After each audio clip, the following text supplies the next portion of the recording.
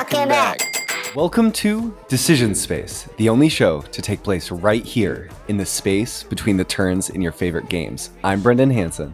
I'm Jake Friedman. And I'm Alex Cutler, and this is the podcast about decisions in games.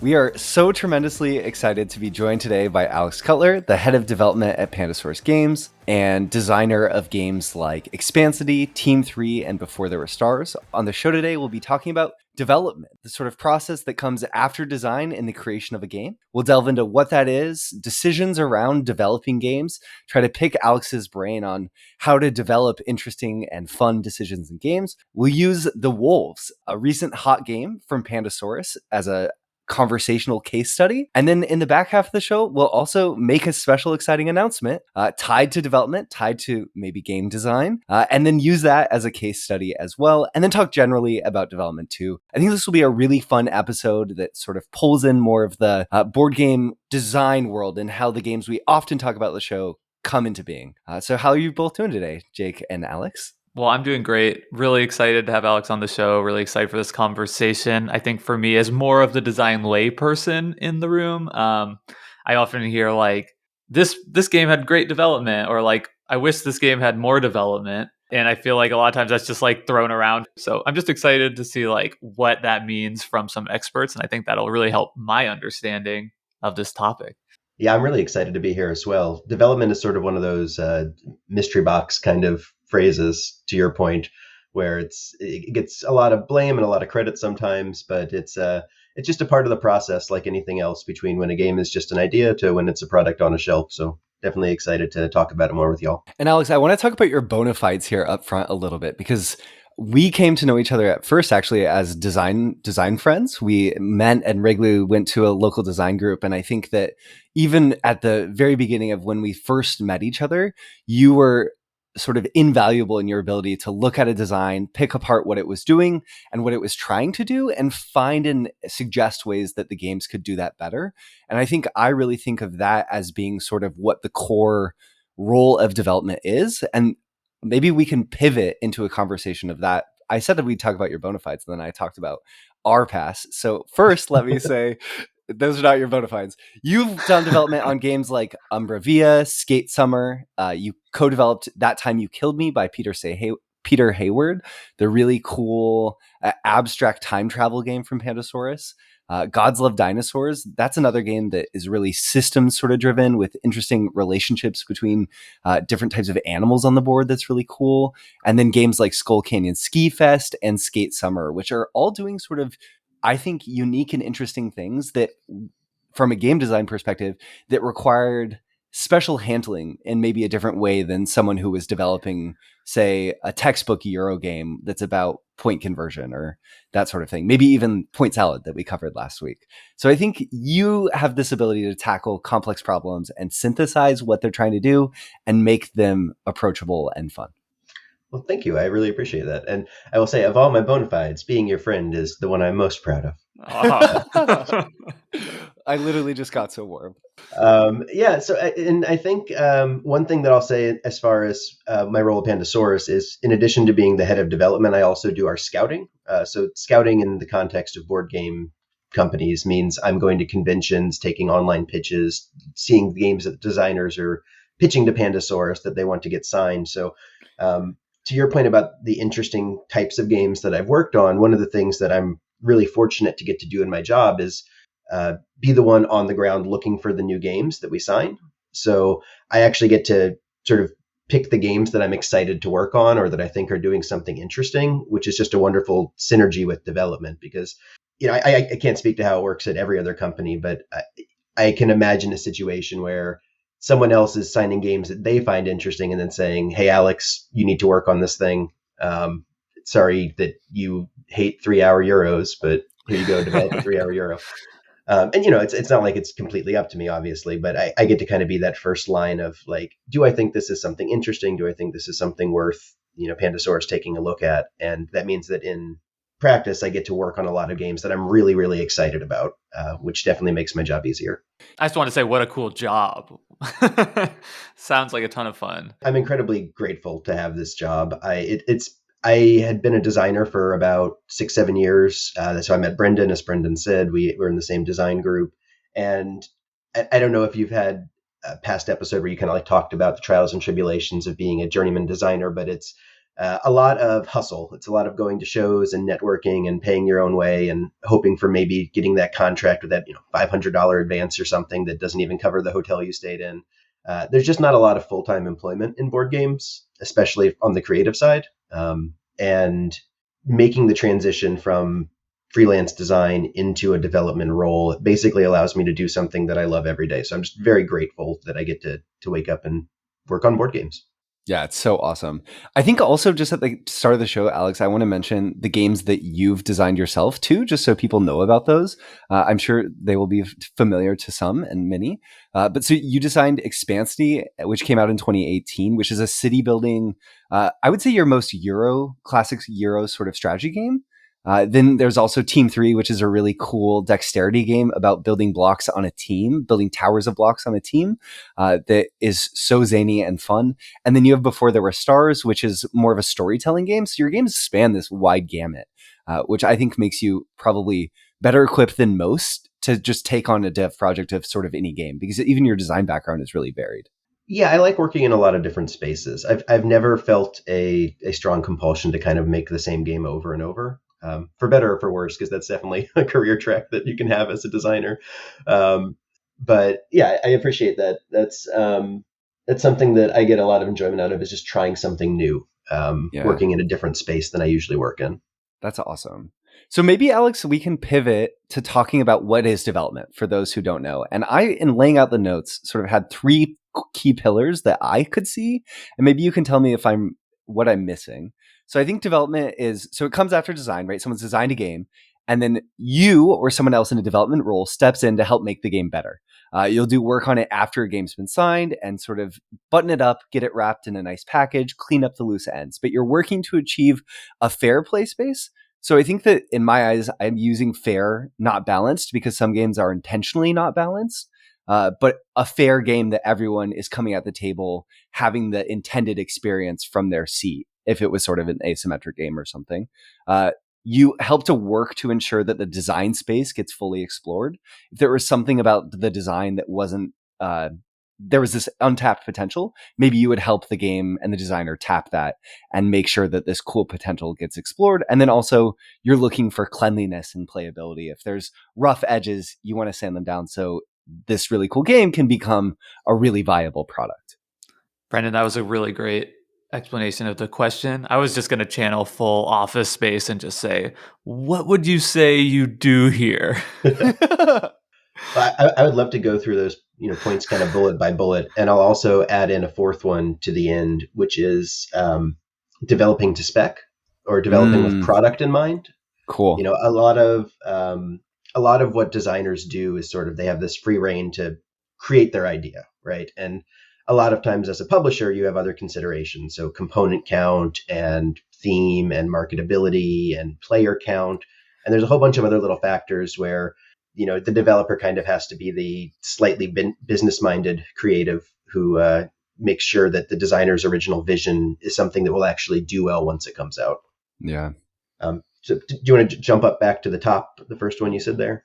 So yeah, let's do it. Talking about a fair play space. And I absolutely agree about what you were saying about not necessarily balanced. I think balance is that's actually one of the things I was going to mention later on, was balance is kind of one of those things that maybe gets overemphasized sometimes. I think you can spend hundreds of playtests playing a game over and over, making sure that every number is perfect. But if you lose the fun in that journey, then it doesn't matter how mathematically perfect your game is. If players are sitting down, no one's going to appreciate, I'm so glad this card was a 2 instead of a 3.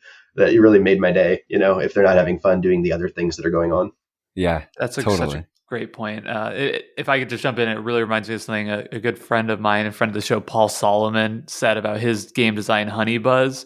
Is sort of like, there was some criticism about like the goals and that being like overpowered or not balanced. And he's like, I could show you the math proofs that like prove without a doubt this is like well balanced, but like if players don't perceive it as so, then it's not.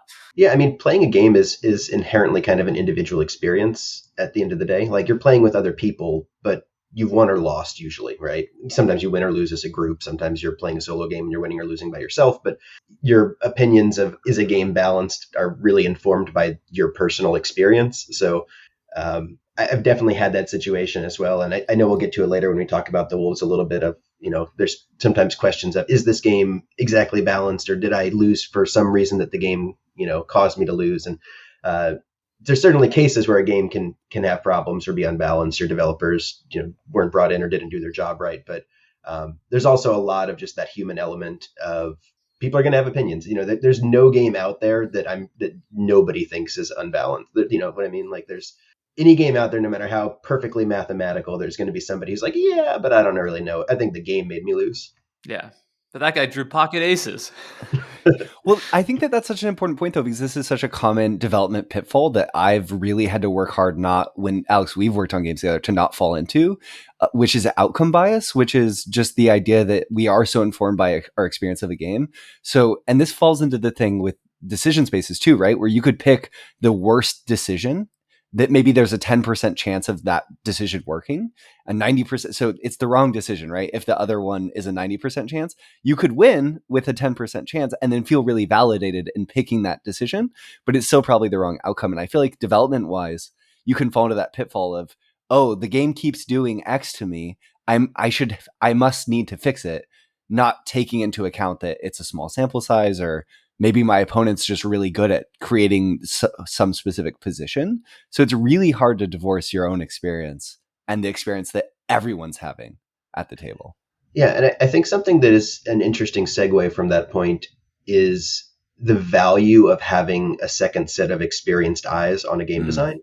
Yeah. So we know this, Brendan, from our work on designing games together. Sometimes if you've played a game a dozen, maybe 100 times in some cases, you know all the little ins and outs, and you kind of get into a rut of playing the same way over and over, or engaging with the system in the same way. And something that you think is obvious to you might not be something that's obvious to someone else. And part of the appeal of development, just at a baseline, is it's someone who knows about games, knows about the systems and how games work, but is coming at it from a different angle than you and doesn't have the same history with the design that you do, and can maybe just see something that you stared in the face for 100 playthroughs and didn't notice, because in your mind that is the game, and the developer comes in and says, well, what if it wasn't?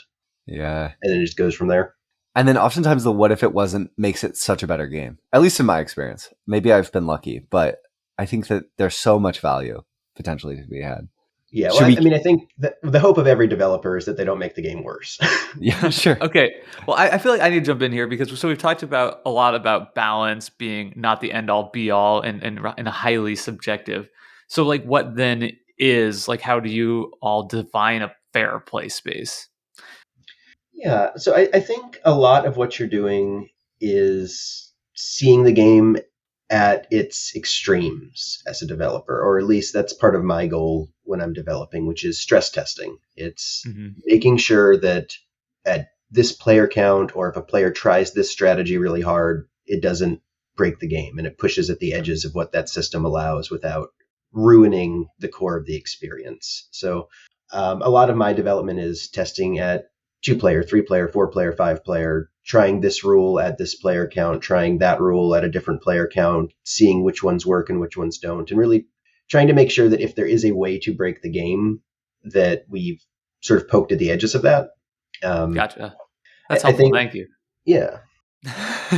Sorry, I didn't mean to stop the conversation. No. Maybe, Alex, as we're you talked about, so that kind of covers, I think, cleanliness and playability to some extent too. Where if you're stress testing, maybe there's rules that work really well at certain player counts, but aren't working at other player counts, or making the experience of setting up a game really messy. And I feel like, correct me if I'm on track here, that some of your job as a developer is sort of value judgments around, this rule is really good and it works amazingly at this player count, but is it in service to the product and the game overall, or is it too much of a burden to have? Yeah, 100%. One of the main things I'm trying to do in my development process is trim off vestigial rules, things that maybe served a purpose at one point and are grandfathered into the rules doc just because at some point it was serving a purpose and now it's not. And to my earlier point, maybe the designer's not seeing that as clearly because there's, of course that's the rule for this particular situation. But as a developer, I'm like, well, does it have to be? Is there some other way we can simulate that, or can we just get rid of it? I think one of the biggest traps or pitfalls that designers can fall into, and it's usually inexperienced designers, but it can be professional designers as well, is having a rule that solves a problem, right? One particular edge case, and so you have this extra piece of thing that players need to memorize or familiarize themselves with, and it might very well make the game better because it's solving a problem. But is there something else we can change elsewhere in the game, at the core of the systems or mechanisms, that can achieve the same effect without having those little kind of niggling kind of rules that just float around the edges and bite at the game, and can really suck the fun out of it sometimes when you have to remember something that only happens once a game or maybe never in a game, or you play the game wrong and then you're like, oh, it's because there was this little rule on page 7 in a footnote that we didn't notice. Yeah. Then those rules, I was just going to say, like, just hearing you say that just strikes me like what a challenging iterative process development must truly be, right? Because then you go back to the beginning, you're like, okay, well, we'll just tweak this little core thing. And of course that could, open up other possible problems, right? As you play through at all the different player counts and everything. So, it feels like almost like you're trying to manage this like butterfly effect. Yeah, 100%. And when you're designing a game, there's often times where you'll have tried something obvious and it doesn't work for XYZ reasons. So one of the things I like to do in development is work pretty closely with the designers that we talk to and play the game with them as check-ins at various points throughout the process. Because oftentimes, obviously I hope the finished product isn't worse than it started as, but there'll be oftentimes in development where I make a change and play the game. I'm like, oh, well, that completely broke. It's not a constant uphill process. It's a 2 steps forward, 1 step back kind of process. So a lot of times I like to check in with the designers and say, hey, did you try this? And if so, why didn't it work? Because that'll save me, 5 play tests of banging my head against a wall if it's something that they can just say like, oh, well, of course that's not going to work because this reason. I feel like you've really framed what when you have your developer hat on, Alex, it feels like you framed it as being like the chief question asker of the team, of like trying to ensure that what is there for a good reason, that it's solid and that it should be there, and also sort of making sure that it's fun, which is kind of cool. What would you say is the difference when you're sort of when you sit down to try to be a designer, put your designer hat on, versus like maybe even on the same game versus putting your development hat on and trying to be a developer? Yeah, so I think design and development are obviously 2 sides of the same coin, and it's a really blurry line where one stops and the other starts. Yeah. I think there are plenty of games where the designer is also the developer in practice, at least for the last, however many playtests. Development as a concept, I guess, is very malleable in that way. From a purely career-focused way, I guess the biggest defining difference is if you think of design kind of as a beach where you can just make whatever sandcastles you want and do whatever you want, and you've got this whole giant land to explore, development is a little bit more of a sandbox. So I still get to play in the sand. I still get to change things and move things around, but there's walls. There's edges of what I can do, what I can't do. There's business consideration. So it's definitely more of a enclosed play space, but you're still doing the creative things that are core and inherent to design. Yeah. Let's get into some of that, like developing with product in mind that you mentioned, bring about. Because Brendan has mentioned things on this podcast before that totally blow my mind. It's like, oh, well, you want to have like a 54 card deck or whatever, because like that'll fit squarely on 2 sheets of printing cardstock. It's just, it's stuff like that I think people who listen to this podcast who have maybe like dipped their toes into design or like have an idea and are just like prototyping off of, construction paper at home probably are never thinking about. And that strikes me as something that like a developer with experience, a professional experience in the hobby could really help bring to a game to make it more publishable. Yeah, I mean, I think for anyone in the audience who is an aspiring designer who's working on a project, definitely getting your game in front of other designers or someone who's had a published game or worked with a publisher in any capacity is an incredibly useful part of the process, because to your point, there's just things that you might not think about that really make a big difference in terms of the likelihood of your game getting signed by someone or picked up. As an example of something that comes up a lot in development is player count. So Umbervia and The Wolves were both games that when they came across my desk did not have 2-player modes. And being able to play a game at 2 players is an incredibly important aspect of bringing a game to market. It's obviously not integral. There's plenty of games that are, 3 and up, but with I think the notable exception of Catan, there aren't a lot of games that are just 3 and 4 only. Usually if it starts at 3, it goes up to 5, 6, 7. So for something like Umbervia, it was really important to me to find a way to add in a 2-player mode, and for that matter, the Wolves as well, which we'll talk more about in a bit, I think. But for Umbervia, it's a bidding game. It's a bidding bluffing game. At its core, you're sort of bidding on tile spaces of what's going to come out, and you really there's a psychology to the game's core that was inherent when there's 3 players that just completely broke if you tried doing the exact same system at 2 players. So one of my missions in development was to come up with a different rule set that allowed the game to do a similar structure with a simulated third player that didn't put too much burden on the players to need to manage that. And that's one of the things that I think I do pretty well and I really enjoy in my development process, is working on different player count modes and making a game function maybe in a way that the designer didn't originally think it might have been able to. So to jump back to your original question about designing with product in mind and what sort of things designers might want to look at, player count's a big one. I occasionally will see games come across my desk where it'll be something like, hey, this is a game for exactly 3 players. And honestly, like no matter how good that game is, that would be a very tough product to sell both to a mass audience and to my bosses in terms of should we sign this game. Thinking about component count. So like you mentioned with, how many cards are on a sheet of, printer paper. That's less of an issue, I think, than it used to be, but it's still something to kind of be mindful of, especially for a smaller game. One thing that's weirdly interesting and maybe a little bit counterintuitive in games is it's not actually always appealing from a publisher standpoint for a game to be as component light and cheap as possible. Oftentimes what we'll do when we have a lighter card game or something that, hey, this game could, exist with just 54 cards, or we can use a card to be a score tracker or things like that I'll see when a design comes in, we're actually like, well, okay, but then we'd have to sell it for $10. We'd rather add in, 20 tokens and give it a better feel on the table and spend more money on making it have a nice tactile presence and be able to sell it for $20 MSRP or something like that.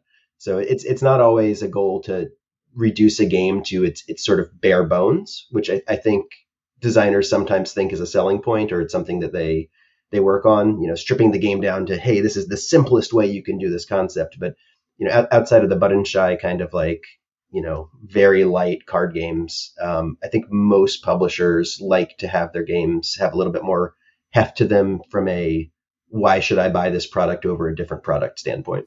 I think that's such Super a interesting. unique thing about board games too, compared to other forms of media. Books have this a little bit, right? Like a thick book signals to us this is a heavy experience. There's a lot here.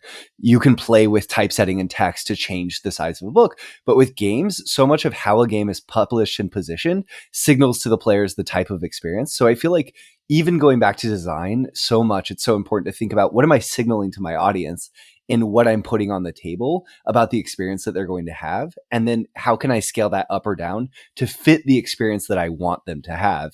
And it's so great to hear, Alex, like from a publishing perspective, you and Pandasaurus are thinking about these things too, because that's how a good game becomes a good product, which makes it a better game. Audience expectations are a huge part of development, I think. I'm glad you brought that up, because you don't want to sell a game that is a 3-hour Euro that you've somehow managed to distill into a $20 light looking product, because someone's going to put that on the table and not get what they were expecting. Right. Yeah. And you just as much don't want to take, Uno and blow it up to a $80 box. Right. Like there's a certain level of, is the experience matching what I think I'm buying when I get this game? Because there are a lot of times where a game can be very good, but if it doesn't have that synergy in terms of what people think they're going to play with what they're actually playing, it can really dampen the experience or put it in front of the people who are predisposed to not like it as much as its intended audience. That's such a good point. And I think that's something that I see all the time just in like the general hobby of criticizing it. I think I see it more from like the size of like the big game boxes, and then like the play experience being like lighter than people thought. What was that big like Roman city building game? The Foundations of Matsushita Rome. Foundations of Foundations of Rome. Rome. Like that's Yeah. the only thing I heard about that game. I mean, I heard a lot of people that like enjoyed the play, but they're like, this is a giant, calyx cube sized box. Bigger And than a Calyx, I think. They were selling a yeah, copy of that at Essen that was like $250 for all yeah, the yeah. So parts. it's like a $250 game that plays like, patchwork. Patchwork. Yeah. That's a very good game, actually. But yeah, it's definitely Right. overproduced. But that's also a business strategy. Sometimes there are plenty of companies that their model is deluxeification, as it I'm, were, try- right? I'm trying to think. Like, Can you think of any examples off the top of your head, or either of you, of like a really like cheap game that people would criticize for being like heavier than it seems? Or maybe those are just lost to the I think ether because people don't tend to Innovation is a revisit. game that maybe falls into this category. It's it's just a deck of cards, and the game that is there is much heavier than it seems. I think over time it's found its audience. People know that when they're playing a game of innovation or a Carl Chudik game that fits in a small box, that there's a big experience hiding there. But I could see how initial audience would sort of say, "Whoa, there's so much more going on here." Yeah, it's interesting because I feel like a lot of these games are like people love it, right? Like Race for the yeah, Galaxy, right? It's like, oh, it's like a way bigger game than in the box. But I imagine there are lots of games like Race for the Galaxy, like Innovations, that never find that kind of audience because of those first initial plays not meeting expectation.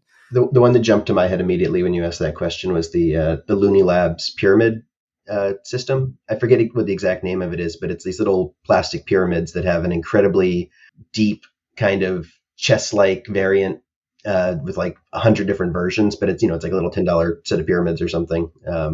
And that one is where like I think you would sit down and think like, oh, we're gonna play this cute little game, and then like 2 hours later, your brain is on fire, and you're like, what did I get myself into? That's awesome. Well, why don't we take this opportunity to sort of pivot to talking about the wolves, Alex? That is a game that Pandasaurus just released at Essen. It's a area control game in which you play as wolves, packs of wolves that are moving throughout the map, trying to basically incentivize neutral wolves to join your clan. And you're the developer, you know the game better than I do. Do you want to talk about the wolves? It had a Yeah. stint Let on the me hotness. It's really, really big right now, and I think people are going to be really excited to hear about it and its design background. Yeah, let me do the kind of bullet point through of what the game's about and its history. And I'll preface this by saying this was actually one of the first games that I scouted when Cool. I started doing that in my role at Pandasaurus. So it was this and Skate Summer were kind of the first two that I was with on the entire process. So things like Umbrevia and Skull Canyon were around before I came in, and then I developed them, but I wasn't part of like the picking process. So it's been really cool for me to work on these two games, and the Wolves, especially with how it's doing right now, and seeing kind of where it started as like a little baby wolf pup to where it is now. That's been really neat. So the Wolves, I fall into the same, I guess I'll say, trap that you did of calling it an area control game, and I think that's just kind of the way you have to bill it because of the way the other games that it's most similar to. But it really isn't an area control game in the traditional sense. So in the game, what you're doing is you've got a pack of wolves, which is growing and moving and shifting around the board throughout the game, and you've got these multi-hex tiles that are laid out to create this map, and you and the other players are moving through the different terrain types with your packs of wolves, sending them to different locations to do different things like build dens, howl at lone wolves to add them to your pack and grow that, surrounding prey to hunt it, just doing a lot of very thematic wolf things. And then 3 times per the game at different phases of the moon, as a calendar advances, you're going to score certain regions of the board. So depending on which region is scoring and what other things you want to do, you might be contesting a region in a traditional area control sense, or you might be choosing to get your victory points somewhere else by hunting prey or howling at wolves or doing other things on the board that can give you those points. So it's a really interesting. It's not a sandbox game, but it is certainly a game that has various play styles and ways to win. You don't have to engage with the core area control mechanism to have a good time. If you completely ignore it, you'll probably not have as good of a time, but you don't have to go hard on it. Um, the really cool thing about this game that I think when you describe it to someone is the thing that people really latch on to, that's that kind of like mechanical hook, is you have tiles in front of you that are double-sided. There's 5 different terrain types, and every tile has a different combination of 2 terrain types on the front and back. And you, as a player, also have a double-sided tile of the same terrain type that you're good at. So if I was the Desert Wolves, I would have a double-sided desert terrain tile, and then one of each of the other 5 combinations. And when you want to take an action, you need to have a certain number of face-up visible faces of that terrain type to be able to take that action in that terrain space. So if I want to move to a forest space, I need to have at least one forest face up. And then I would move my wolves to that space based on a couple of factors like pack size and speed, and then flip that tile over, revealing the symbol, the terrain type that's on the other side. Every turn is made up of 2 actions. So you often have this very puzzly, interesting decision space of what action do I want to take that does something that is useful for me now, that also sets up my next action that will do something else different and interesting for me. So you're constantly adapting and reacting to what's on the board, what other players are doing, and what's near you in a really interesting way with that action selection mechanism. There's no resource expenditure, there's no cube pushing. It's just, do I have the right faces of these tiles to do what I want? And then how can I manipulate my board state to get to what I want? Sounds interesting. Yeah, sounds like it might. I'm like notoriously like not a fan of area control just because I feel like a lot of times people say politics in a game, and I just hear like people whining about like you should go beat up on that person over there. So it sounds like to me a game that's pitched as area control elements with a lot of other stuff going on, like immediately is more resonant than just like this is straight up wolves fighting for area. Yeah, I feel like it's a very like cliche thing to say as a positive for your game, but it is true in this case that it's an area control game for people that don't like area control games. So we should also say, I want to make sure to name the Wolves designers, because Alex is the head developer, the lead developer on this game. And then the Wolves is designed by Ashwin Kamath. Ashwin Kamath, yep. And Clarence Simpson. Yeah, yep. Awesome. And then I also had a lot of help from a assistant developer, David Van Drunnen. Cool. I brought them in, and they did a lot of play tests with me and helped me, come at it from like another development-minded approach. Yeah. So huge shout out to David for their work. It sounds like, Alex, this was a really unique development experience, I bet, because you have this core system of the tiles flipping that control your actions, which is a fairly, to what I know of games, it sounds like a pretty unique mechanism that's very interesting. And then all these different mechanisms within the game that has to interact with, whether it was attracting lone wolves, like you said, or the area control scoring that you mentioned, or the den. So what was the dev experience like for the wolves? You mentioned a 2-player element, and I guess what were the high points and what were the low points, and what do you Yeah. So there's a couple things I'll go through. The first was, what made this really interesting was this was a game that was designed entirely in Tabletop Simulator. Wow, so cool. When this was signed and came to us, there was no physical version. Wow. And during the COVID years, I did most of my development in Tabletop Simulator. So I'm used to working in that space, and I like working in that space a lot. It allows for rapid iteration and the ability to get a wide net for testers. But it was really interesting playing a game that was born there. It was kind of one of that first generation of, hey, we're all stuck inside in March of 2020. Y'all want to make a game on TTS kind of things. And one of the really interesting development challenges was making sure that the choices we were making and the things we were doing would translate well when the game existed physically. There's no substitute for getting a game on the table and seeing how it plays and how players interact with it, especially in terms of gauging things like playtime, which is always something you want to make sure is tight and feels good. So that was just really interesting, like taking something that had sort of never been physical and possibly could have completely broken when it made that jump, but luckily didn't and translated just fine. So that was really interesting. Another thing that I would say was one of the biggest challenges from a development perspective is a lot of the systems of the game, to your point, Brendan, about the way that the weird action selection mechanism interacts with things. A lot of those systems are so tightly connected that very small tweaks caused very big unintended consequences. One of the ones that I wanted to highlight that I thought was interesting, I mentioned this earlier when I was describing the game, but to expand on it, the timer on the game is a moon cycle calendar. So there's, air quotes, 30 days of playtime. And the thing that advances the calendar isn't the number of turns that players have had. It's certain actions on the board, like howling at a lone wolf or dominating someone else's wolf or upgrading a den to a lair. Whenever a piece comes off the board, it goes up to the calendar and fills in one of the day slots and pushes the calendar towards the next scoring round. So it's entirely possible if all of us players at the table just took the move action over and over for some weird reason because we didn't want to play the game, that don't yuck my yum, man. it would just keep going on forever because the timer only happens when you take certain actions, right? And in practice, what that means is that very small changes to how systems interact can dramatically shift both the game playtime and how players interact with that calendar.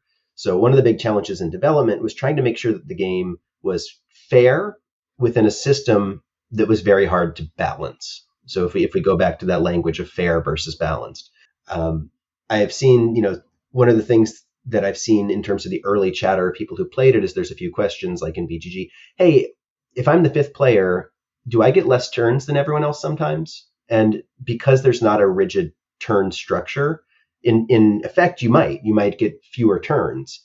And a lot of the development process was making sure that regardless of that fact, you were still able to have a fair play experience. Because what would happen is, because the calendar is player driven, if you set the game up in a way where there's an even number of turns, what was happening in our testing is as soon as the calendar gets within one or two spaces of the end trigger, everyone gets into this big game of chicken of, I don't want to get it close enough that someone else is going to get, I don't want to end the game because the three players after me are going to get another turn.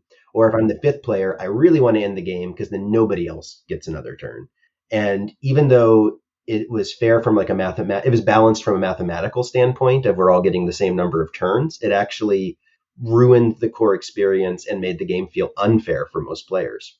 So instead, because there's those three scoring rounds, the game is actually pretty fair regardless of the specific number of turns you have, because you've got three check-in points during the game where you can be the one to end a scoring round. So if you're that fifth player, even if you don't get that last turn at the end, you might have been the one to trigger the first two scoring rounds earlier in the game. And because the game is so hyper competitive in terms of how the wolves are interacting in the scoring regions, being the one to make that trigger fire off is a huge deal. And since everyone has equal access to those at the 3 points during the game, it actually sort of solves itself in a weird way. And part of the development process was making sure that that still felt good and felt fair within the framework of the system. It's so cool too, Alex, talking about in the framework of the system. I think you're also alluding to the fact that you have this calendar that's such a good, like, that's thematically rich. You're taking things off the board and it's literally advancing the day. But that calendar framework then is a constraint that you have to work within and around. You don't want to hurt that core of the design. So it sounds like a really interesting puzzle to try to solve. It absolutely is an interesting puzzle. And I will say that I think the game is doing so many unique and interesting things that there's always going to be things we could have done differently, right? But I'm very happy with the way development shook out on that game, because I was able to keep the core of what the designers had created with not changing a ton of things, and sort of, I think when we signed it, we knew that it was doing something unique and something special. And sometimes being a developer is knowing when not to get in the way of that. Yeah. That calendar system, like you said, was very thematic. The way you're interacting with it is very interesting and different than the way a lot of games track their time. And I knew from the outset that that wasn't something I wanted to mess with too deeply. Yeah, really cool. It must be so stressful looking at from being a developer and then looking at like BGG threads after the game is in people's hands. I'm just thinking, especially like, games that like hit Board Game Arena and then all of a sudden are like exposed to just like thousands of these like blind play tests, and people are like, oh, how did they, this is clearly the dominant strategy, and now we have all this data that shows it, which is like, it's impossible, I think, Yeah, in there's sort an of a axiom development setting. in the board game industry that states that your game will never get more testing than launch day, right? Yeah. No matter how many times you test your game, when it comes out, you're talking about hundreds, if not thousands, of playthroughs. So if something can go wrong, something will go wrong. And if you design a game where 5% of the time it completely breaks on turn two, that could be dozens, if not hundreds, of people who have a terrible first experience with your game. Yeah. So reducing that and massaging that as much as possible is definitely a goal of development. I will say, as far as the question of, how does it feel when a game comes out and the BGG things and things like that, there's definitely pros and cons being a designer versus a developer. If you're a designer, you can kind of, if somebody says something snarky about your game, you can kind of like hide behind the fact like, well, like it looks a certain way and it was devved a certain way and whatever, because things out of my control, right? So you have that little bit of insulation, even though it's your baby. As a developer, I'm the last line of defense. So if a broken rule gets through somehow in a game that I worked on, the buck stops here, right? I have to own that. Luckily, fingers crossed that nothing comes up with the wolves, but luckily that hasn't happened yet for anything that I've worked on. But that would definitely be the fear. But I will say one of the great things about being a developer after having been a designer is when you're a designer, even if you're very prolific, you're probably having one or two games come out a year, realistically. As a developer, I get to see half a dozen to a dozen games that I worked on come out every year. I get to be at the show, see people buying them and enjoying them. And, as someone who set out on the path of being a designer to chase that warm, fuzzy feeling, it's really nice to get that over and over in my day job. Yeah, no, that's fantastic. And at the end of the day, right, games are patched. It's not too big of a deal to just say, "Oh, yeah, so sorry. Here's like the errata, and we'll fix it in the second edition," or send out a sticker to go on your board, or whatever. Yeah, that's where we're at with the Wolves right now. So the Wolves, just for more context for the audience, it launched at Essen. We had 300 copies there to sell. I wish we'd brought more because we sold out in the first hour. And it's going to hit stores in the U.S. early November, which this podcast might already be out at that point. Maybe I should frame it as like, go check your local game stores. It'll be out. Yeah. Hopefully, barring anything crazy with the fulfillment center, Wolves will be in stores in the U.S. and available first week in November, maybe second week in November. And then once that happens, it'll be in more hands and more people will play it. So like all the hype that's come so far, like hitting number one on the BGG hotness and things like that, that was all off of the 300 copies at Essen. So I'm hoping that it'll just keep going like that. I think I can soft announce I've already got the designers started on the expansion, which is very exciting. Hey, it's an exclusive. Yeah. And to your point about the rulebook errata, it's that's what my whole last week has been, is like making sure that we can press print on the second print run and catch, like all those small little like grammar and Sure. layout mistakes and things like that. I've never sent out an email in my life that I don't just immediately see a glaring typo as soon as I hit send. So The greatest I feature get ever it. invented is that the 5-second delay where you can unsend the email. I live off of that. Oh. So that was awesome, Alex. Thank you so much for sharing with us that sort of background history on the Wolves from Pandasaurus Games coming out in 2022. I feel like that was... I'm really excited to get a chance to try this game, and it's really exciting to see what the wider response is, given that initial response at Essen has been so strong. But maybe as we're coming on to the last quarter of the show, we could pivot to another case study. And then this is really cool because we're going to have a live on the air development conversation that Alex and I would typically just have off the air, but we're going to have together, because an exciting thing that I've never done before in my life, I don't know if Alex has, but is I get to announce that I have a new game coming out to all of you. And this game is tentatively called, working title, End the Empire. It's coming out from Pandasaurus Games, and it is an asymmetric 2-player card game in which one player plays as an oppressive empire who uses 4 core actions throughout the game to try to stop the rebels, who use a different set of cards that have 4 different suits and some different values. They're trying to achieve these mission cards in 3 of 5 districts laid out on the table. So they're trying to get the criteria to be true. If they can win 3 of the 5, they overthrow and end the empire. And really, it's a game. It kind of plays. It's tough to describe. It's a little bit like it's kind of started as a stealth game and has now become this rebellion trying to obfuscate your goals and your objectives. There's a lot of face down cards that the Empire won't know exactly what's happening, and they have to deduce what the rebels might be up to and try to stop it before the rebels succeed at launching their plots. I am so incredibly excited to be working on this game with you. This is something that Brendan and I played for the first time maybe 4 years ago at this point. Yeah, It's maybe been a even while. longer. It's gone through a few different themes. Brendan and I used to live in the same city, and we're in the same design group. So I've seen this sort of throughout its process. And back when I was just a traveling designer, I took this game with me to a show to pitch it around for Brendan. And Pandasaurus looked at it then and really liked it, but they weren't in the business of doing 2-player games at the time. And then, totally organically, unrelated to me being the scout at Pandasaurus, as I was having conversations with them later on, my bosses mentioned, hey, whatever happened to that game? Because at that point, we had put out That Time You Killed Me, and it was doing well, and we were okay playing in that 2-player only space. And it very organically, I was like, oh, you want to see that game? Well, I still have that game. Let's take a look at that game. And they signed it instantly, which I have never seen a game stick with a publisher in that way in my time doing this. So I think that is a really, really cool indication of just how interesting and different and exciting this game is. So super excited to be working with Brendan on this. And I'm really excited to have you working on it, Alex, because I feel so fortunate because I think you know exactly what I'm hoping the game will be. And you've already done so much to help me sort of craft and smooth the edges. And there's no surprise, I think, to listeners on the show that sometimes I bring a degree of organized chaos that can be a little bit, sometimes I need corralling. Jake is my shepherd. He keeps me on track. I think in game design, it happens a little bit similarly. So I'm excited, Alex, to have you as the shepherd there. And the core question, there's these, because it's asymmetric, the Empire's mechanism is pretty set. They have these 4 cards. When you use 2 of them, they might not be cards, but 4 actions. When you first turn, you have a choice of 4 actions. You flip those over, then your other 2 actions are set.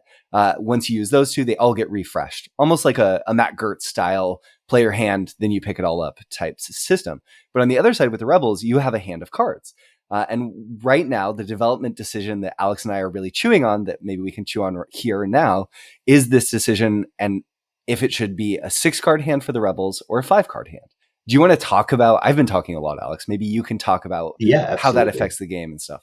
So as Brendan has started to say, the goal of the game for the Rebels is to have their hand of cards and play them. You put out 2 face down cards and 1 face up card every time.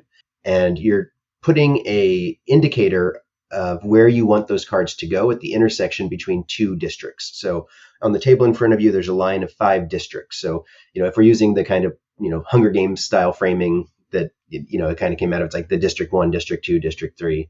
And when you play those cards, the Empire has a chance to react. They could peek at a card, they could close a district, they could redirect a card to a different district, or they could kill a card. Those are the 4 actions. And when they do that, they take 2 of those, and like Brendan said, and then I play another 3 cards out, and then they only have access to those 2. So the Empire's power oscillates turn to turn from having access to all 4 of their powers to having access to just 2. So part of the puzzle is how can I intelligently and cleverly take my actions so that I'm maximizing the value across both those turns. If you're the Rebels, what you're trying to do is get those cards into the right place to trigger those public information victory conditions. So the Empire knows exactly what the Rebels need to do. The Rebels know exactly what they need to do. And the core of the game is, can I do this before time runs out? In Brendan's game, time running out means the Rebels have no cards left. So right now, because you're playing 3 cards out in a turn, the deck of cards is divisible by 3, right? So, Brendan, correct me if I'm wrong. Is it 24 cards? 24 cards. Yep. 24 cards. So you have 24 cards, which, is 8 turns, basically, 8 rounds of the game. You start with a hand of 5 or 6, which is the question we're going to talk about.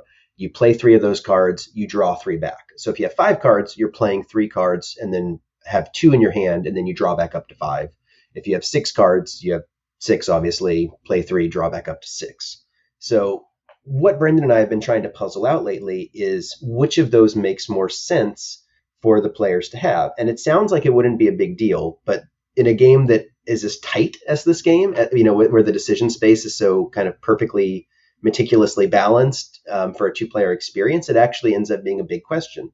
So with the 6-player hand, when you play out 3 cards, you have basically a potential next turn already lined up. You have 3 cards ready to go.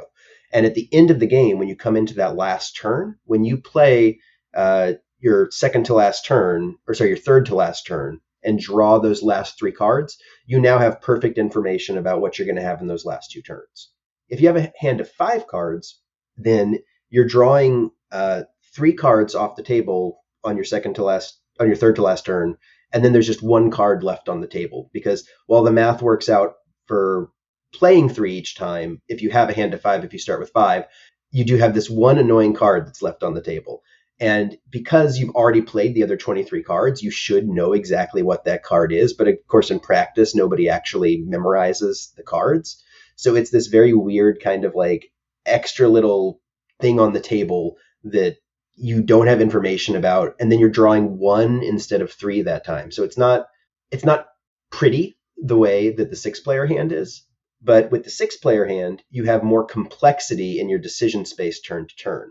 So what Brendan and I have been trying to puzzle out is, does that extra amount of analysis and decision space that might slow down the game a little bit earn its keep based on the cleanliness of the rules question? Or does the variability in terms of putting your players in different situations with the 5-player, right? The benefit of a 5-card hand is that I'm forced as a player to make as the rebels, to make painful decisions that I wouldn't often want to do. I can't play to specific play patterns based on specific goals all the time because I can't craft my hand as well. So from a play perspective, the game feels more varied because functionally the randomness is more varied. I get to solve different problems, or more varied problems when I play. But that ending, just drawing 1 card from leaving 1 card on the table, that's functionally, it should be known information because I have all the other 23 cards functionally known, but not really. It's just so messy that does it justify it? And then 2, maybe the complexity of a 6-card hand is good. Maybe we want the players to have the agency to be able to set things up even more in terms of pursuing goals, and that's needed for the game to have the strategic depth that it should. I don't know. I really like the game at both, and that's why this is such a tough decision. I think the other overlaid sort of impact to this question and decision is that when the rebel is making, because it's an asymmetric game, when the rebel's trying to decide their plans, the Empire player doesn't have as much to think about. They might be sorting out the puzzle on the table, and there's lots to chew on, but eventually you've chewed the puzzle that's there. So we don't want there to be too much downtime, and 6 cards increases that a little bit. So ultimately we won't solve it here, but I've got the answer for you guys. So no, what's the answer, Jake? I'm just 7-card hand. No, you need a special rule at the end where you get to draw the extra card and then shuffle a couple back. No, I'm just kidding.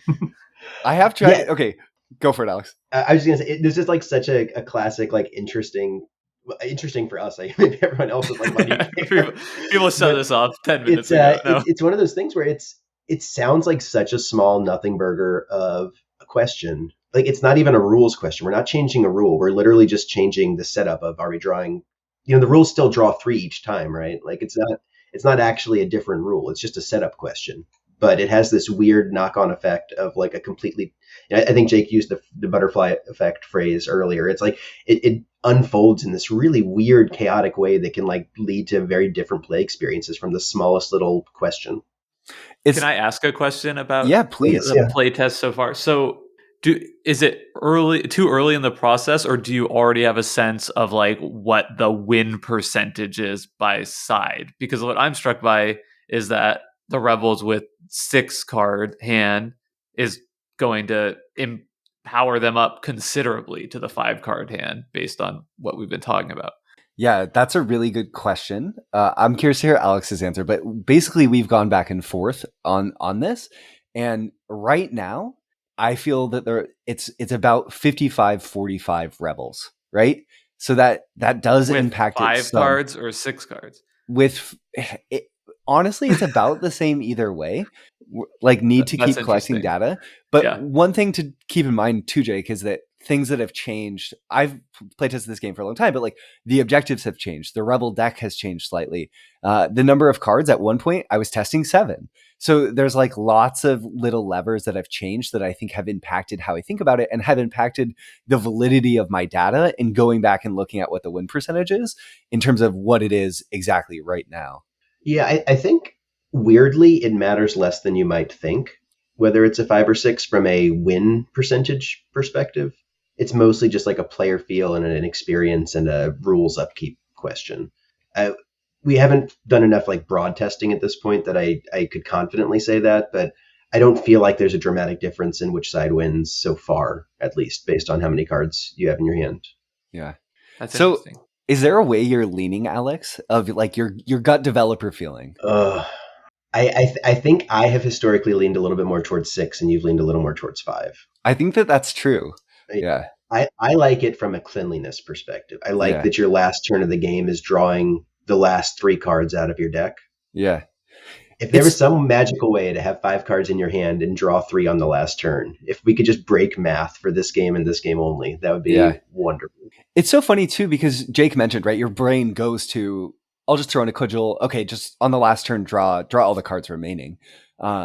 And that doesn't really work because that's so much less clean. It's another added rule to remember. Which, Jake, you said it facetiously. I'm not saying that. Yeah. We need stand timers, Brendan. Stand timers. There you go. But what's interesting is 5 card, it's already kind of a cudgel in that because the math doesn't work, it's fighting the design from a component setup. But I love the variability that it forces onto me. I like that even as a player, I like that when I'm the Rebels, I have a little bit less to think about in terms of going back to the how are we designing a product experience. Sometimes I've played this game hundreds of times, right? And there's so much to think about in a 6 card hand. Sometimes I'm like, oh, there's just so much here. And I feel a little bit of relief when I have 5 cards because I have more confidence in my actions. Because I think I can find the best decision more quickly. So from a player perspective, I want my players to feel confident when they're making decisions, right? Like part of playing a game is having fun, and part of having fun is feeling like you're doing the right things at the right time. So that's partially why I like the 5. Yeah, because it's fuzzy math, right? Like it's not adding 1 more card doesn't add 1/6 more decision space. It adds 40% more decision space because it's all about the permutations. It's which 3 out of these 5 versus which 3 out of these 6 am I going to play?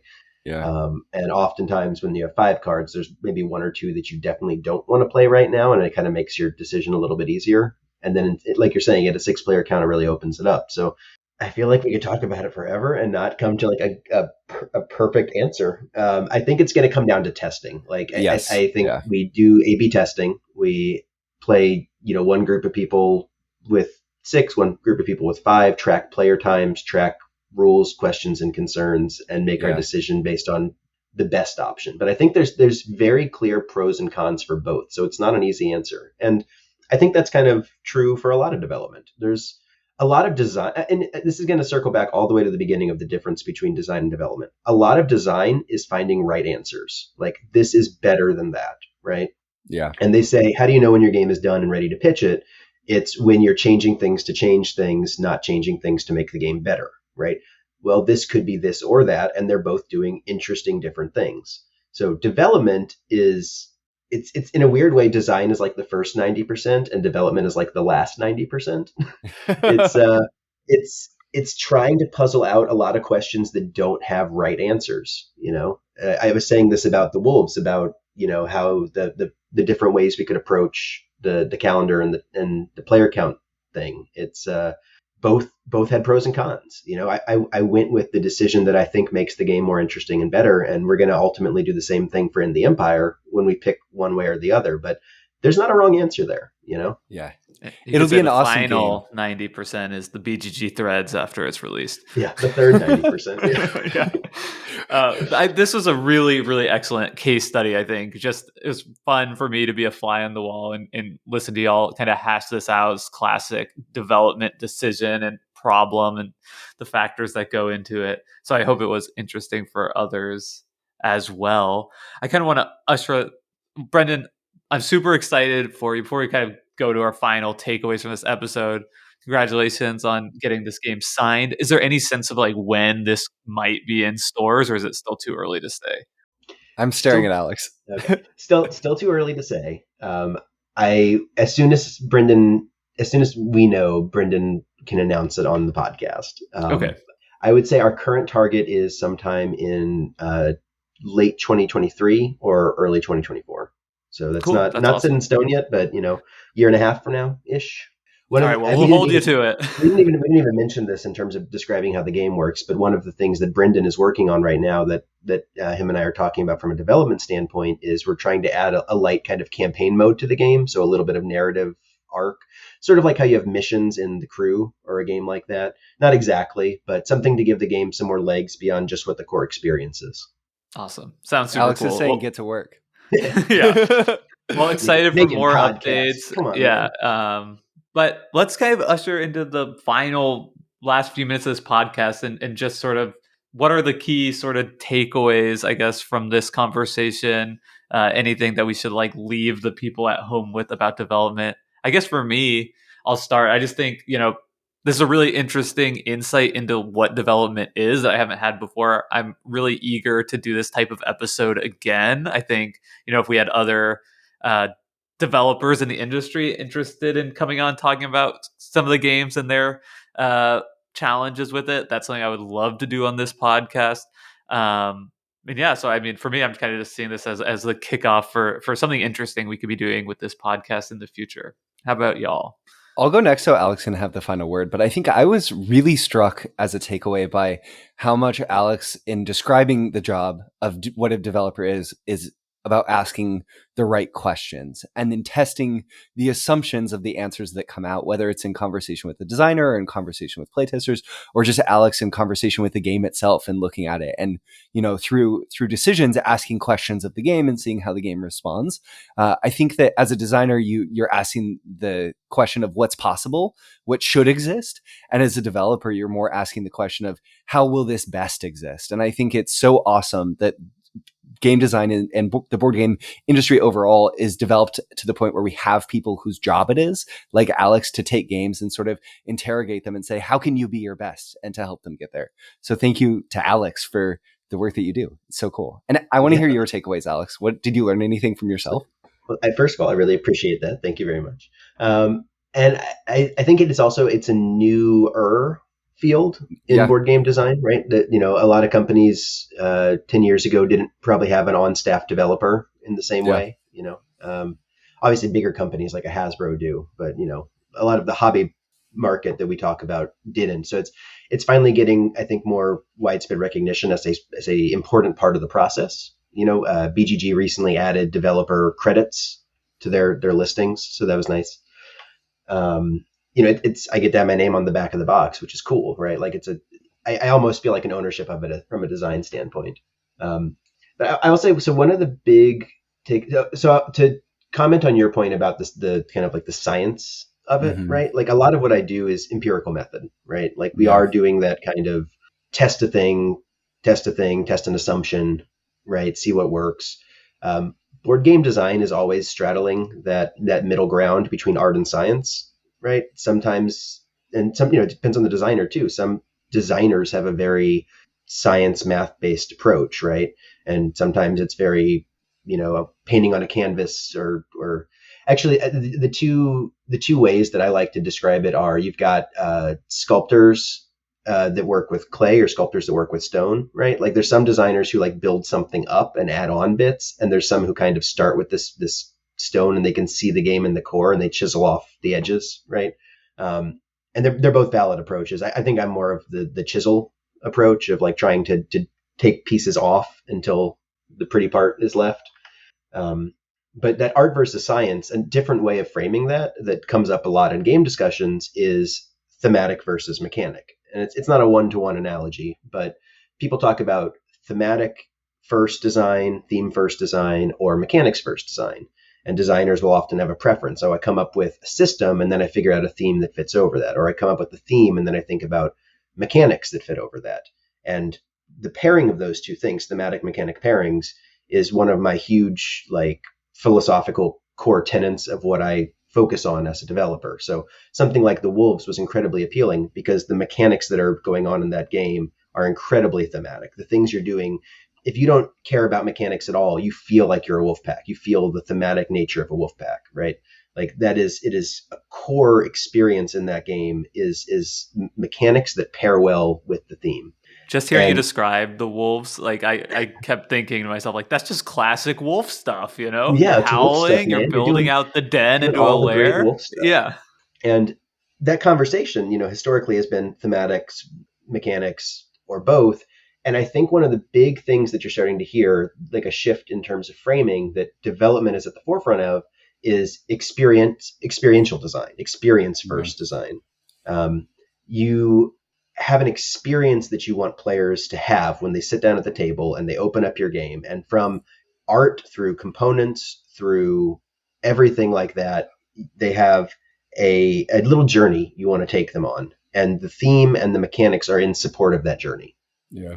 That's fantastic. And really appreciate your time, all your insights. I think the audience is going to love this. It's been really invaluable to me in understanding games, but also just like kind of clarifying for this podcast, because I think in a sense, like our sort of decision focused lens was trying to get at something similar, something that we haven't, or I hadn't seen in a lot of board game podcasts, right? Where they kind of take the frame of like, here's the theme, here's the mechanics, here's the component quality and do a rating. And we're sort of trying to like be like, okay, but like what does it feel like to play the game, and kind of give people that with our deep dive reviews. So I think in some sense like that sort of fits in a lot with what you're saying, and sort of this newer phenomenon in understanding and appreciating the great board games that we all are fortunate to have access to so many of.